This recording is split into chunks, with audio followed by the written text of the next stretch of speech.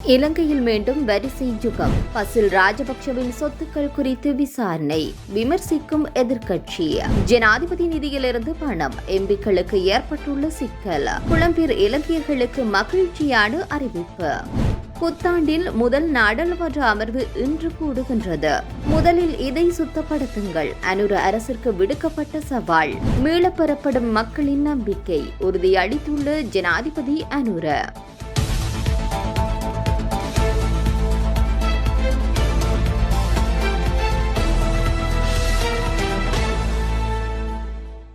இலங்கையில் கோட்டபயவின் ஆட்சி காலத்தில் பாரிய பொருளாதார நெருக்கடி ஏற்பட்டு பொருட்களுக்கு தட்டுப்பாடு நிலவிய நிலையில் நாளாந்தம் மக்கள் பொருட்களை வாங்க வரிசையில் நின்றனர். ஆனால் அந்த வரிசை யுகத்தை ரணில் விக்ரமசிங்கே இல்லாதொழித்தார். இந்த நிலையில் இன்று மீண்டும் வரிசை யுகம் ஆரம்பித்துள்ளது. அதுவும் அனுகுமார திசாநாயக்கவின் ஆட்சி காலத்தில்.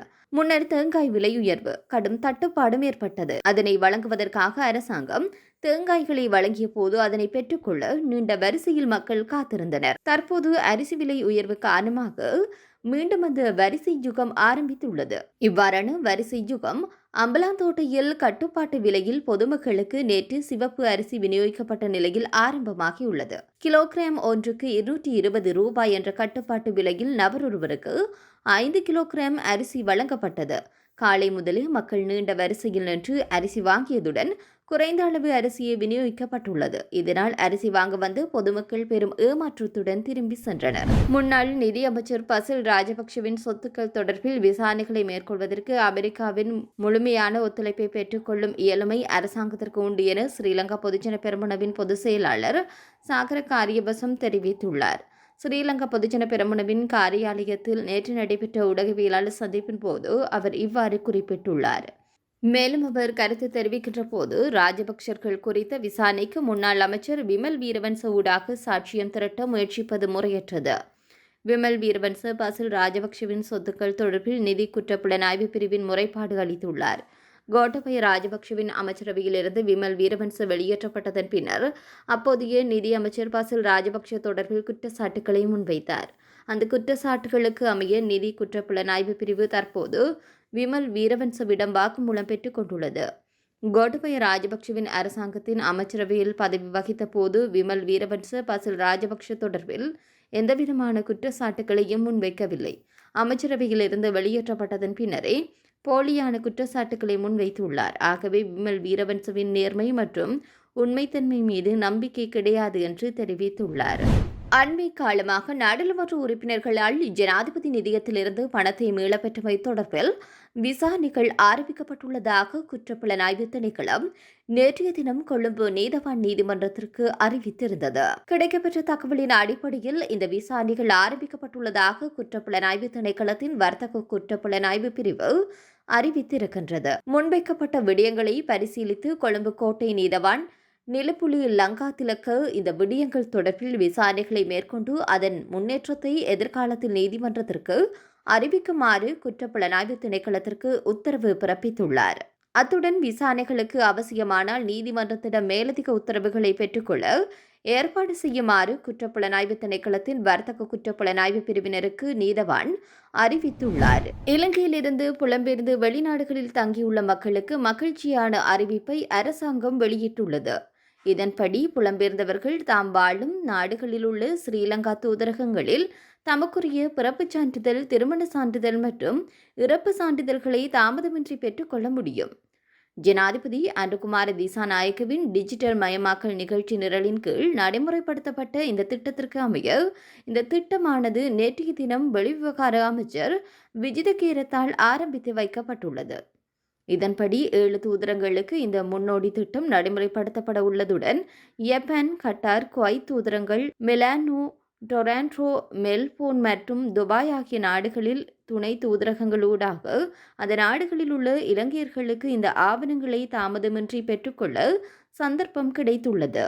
எதிர்வரும் காலங்களில் அனைத்து தூதரங்களையும் உள்ளடக்கிய வகையில் இந்த திட்டம் நடைமுறைப்படுத்தும் என வெளிவிவகார, வெளிநாட்டு வேலைவாய்ப்பு மற்றும் சுற்றுலாத்துறை அமைச்சர் தெரிவித்துள்ளார். புத்தாண்டின் முதலாவது நாடாளுமன்றம் இன்று கூடவுள்ளதுடன் எதிர்வரும் 10ஆம் தேதி வரை நாடாளுமன்றம் நடைபெறவுள்ளது. இதேவேளை புத்தாண்டிற்கான ஒதுக்கீட்டு சட்டமூலம் தொடர்பான விவாதத்தை பிப்ரவரி மாதம் 17ஆம் தேதி முதல் மார்ச் மாதம் 21ஆம் தேதி வரை நடத்துவதற்கு சபாநாயகர் கலாநிதி ஜகத் விக்ரமரத்ன தலைமையிலான நாடாளுமன்ற விவகாரங்களுக்கான குழுவில் தீர்மானிக்கப்பட்டுள்ளது.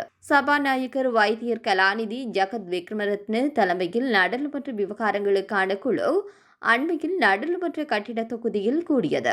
இதன்படி 2025ஆம் ஆண்டிற்கான ஒதுக்கீட்டு சட்டமூலத்தை 2025ஆம் ஆண்டு ஜனவரி மாதம் 9ஆம் தேதி முதல் வாசிப்பிற்காக நாடாளுமன்றத்தில் சமர்ப்பிக்க தீர்மானிக்கப்பட்டுள்ளது. மேலும் 2025ஆம் ஆண்டிற்கான ஒதுக்கீட்டு சட்டமூலத்தின் 2ஆம் வாசிப்பு அல்லது வரவு செலவு திட்டத்தின் உரை பிப்ரவரி 17ஆம் தேதி நடைபெறவுள்ளதுடன் 2ஆம் வாசிப்பு விவாதம் பிப்ரவரி 18ஆம் தேதி முதல் 25ஆம் தேதி வரை 7 நாட்களுக்கு நடத்தப்பட உள்ளது. அதன் பின்னர் வரவு செலவு திட்டத்தின் 2ஆம் வாசிப்பு பிப்ரவரி 25ஆம் தேதி மாலை 6 மணிக்கு நடைபெறும். 2025ஆம் ஆண்டிற்கான ஒதுக்கீட்டு சட்டமூலத்தின் குழு விவாதம் அல்லது 3ஆம் வாசிப்பு பிப்ரவரி மாதம் 27ஆம் தேதி முதல் மார்ச் மாதம் 21ஆம் தேதி வரை 4 சனிக்கிழமைகள் உட்பட 19 நாட்களுக்கு நடத்தப்பட திட்டமிடப்பட்டுள்ளது. ஒதுக்கீட்டு சட்டமூலத்தின் 3ஆம் வாசிப்பு மார்ச் மாதம் 21ஆம் தேதி மாலை 6 மணிக்கு நடத்துவதற்கும் தீர்மானிக்கப்பட்டுள்ளது. அரசாங்கம் நாட்டை சுத்தம் செய்ய போகின்றது என்றால் முதலில் வாக்குறுதி அளித்தபடி மோசடி, ஊழல், முறைகேடுகளை சுத்தப்படுத்த வேண்டும். மேலும் இந்தியாவிற்கும் இலங்கைக்கும் இடையிலான 300 கோடி ரூபாய் அளவிற்கு அதிகமான பணம் கொடுத்த விவகாரத்தை சுத்தப்படுத்த வேண்டும் என முன்னாள் அமைச்சர் கலாநிதி பந்துல குணவர்த்தன நேற்றைய தினம் தெரிவித்துள்ளார். நுகைக்கொடையில் உள்ள கலாநிதி பந்துல குணவர்த்தனவின் இல்லத்தில் விசேட செய்தியாளர் மாநாட்டை நடத்தும் போது அவர் இதனை கூறியுள்ளார்.